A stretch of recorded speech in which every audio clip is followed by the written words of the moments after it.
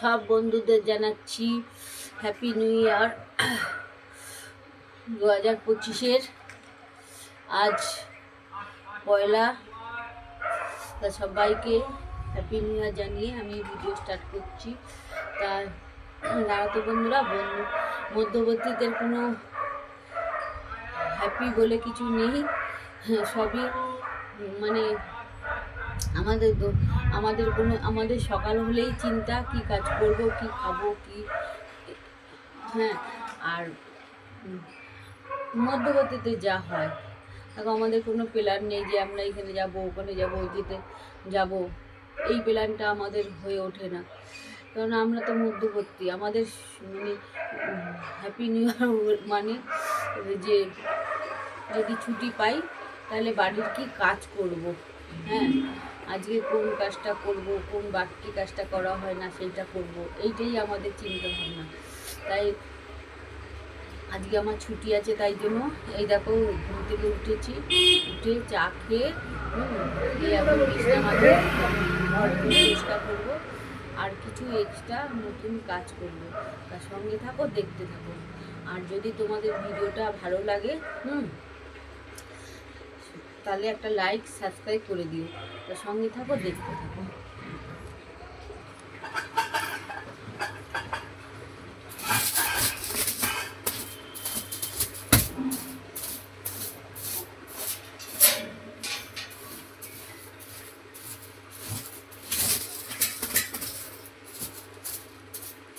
हमारे दिल में मचली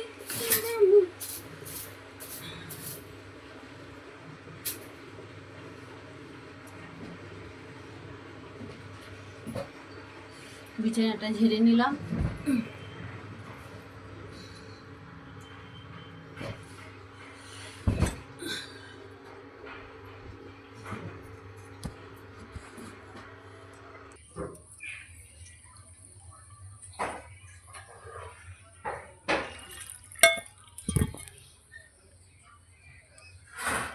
একটু ধুয়ে না দিলে না, এই সিঁড়িগুলো এত নোংরা সে আর নেই। আর আমি তো পারি না অত জল টেনে করতে।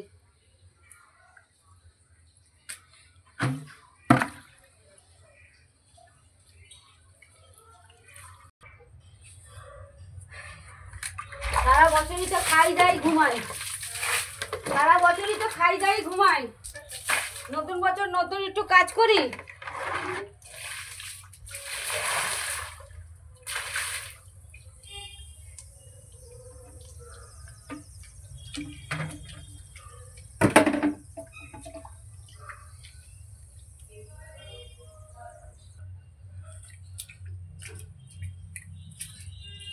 মা কি হ্যাপি নিউ ইয়ার করতে গেছে নাকি ঘুরতে গেছে? মা বলছি বছরের প্রথম ঘুরতে গেছে? হ্যাঁ, ও আমি বললাম মানে হ্যাপি নিউ ইয়ার করতে গেছে। আমাদের আর ঘোরাফোরা নেই, বাড়িতে থাকলে কোন কাজটা করা হয় না সেইটা করবো। হ্যাঁ, এই তো বাড়িতে আছি বলে ওই যে নলটা লাগিয়েছি, লাগিয়ে এবার ছাদটা করে দিই। আর হয় না তো, অনেক দিন হয়েছে ছাদটা তো হয় না। আমার শাশুড়ি ছিল যখন, তখন ছাদ পাত ধুয়ে দিত প্রত্যেক দিন, শীত গ্রীষ্ম বর্ষা। শাশুড়ি আবার ছাদ ধোবেই ধোবে, আমি তো বকতাম বিশেষত। আর শাশুড়ি এমনি যাই হোক না কেন আমাকে ভয় খেত, কোনো কিছু হলেই বলতো বাবু রিতাকে বলিস না, আর আমি বকতাম তো। এই জন্য এই লাস্টের বারও তো তাই আমার বর আমার সঙ্গে ঝগড়া করতো। এই লাস্টের বার জ্বর হলো আমার শাশুড়ি, জ্বর কি হতো বলো তো, মানে জ্বর হলে না আমার 4 দিন বিছনা থেকে উঠবে না, মানে মুখ দেবে না, অচৈতন্যের মতন ঘুমোবে, হাগা মোতা কিচ্ছু করবে না জানো কিছু। আর আমি শ্বশুর থাকতে বকতো, তারপর শ্বশুর চলে যাওয়ার পরে আমি বকতাম। এবার ওই নিয়ে ওর বাবার সঙ্গে ঝগড়া হতো।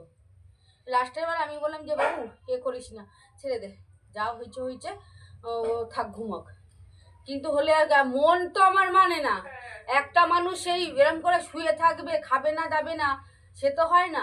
হ্যাঁ আমি সেই লাস্টে 2 দিন দেখলাম, 3 দিনের দিন আমি আর সহ্য করতে পারি না। আমি বলছি যা হয় আমি উঠুন, কিছুতে উঠতে পারছি না গো, সেই বিছানার তলে সেই তুলে যে খাবারটা খাওয়াবো সেই পাচ্ছি না।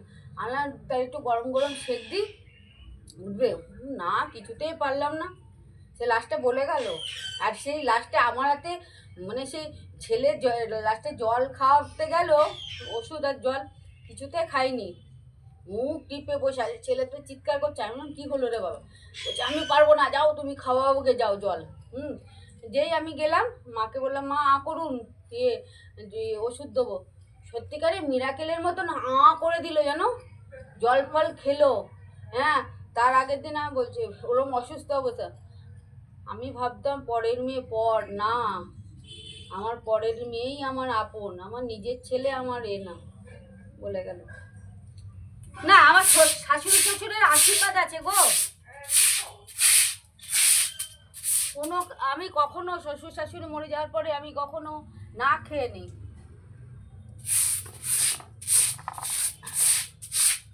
শ্বশুরও আমার হাতে গেছে, শাশুড়িও তাই।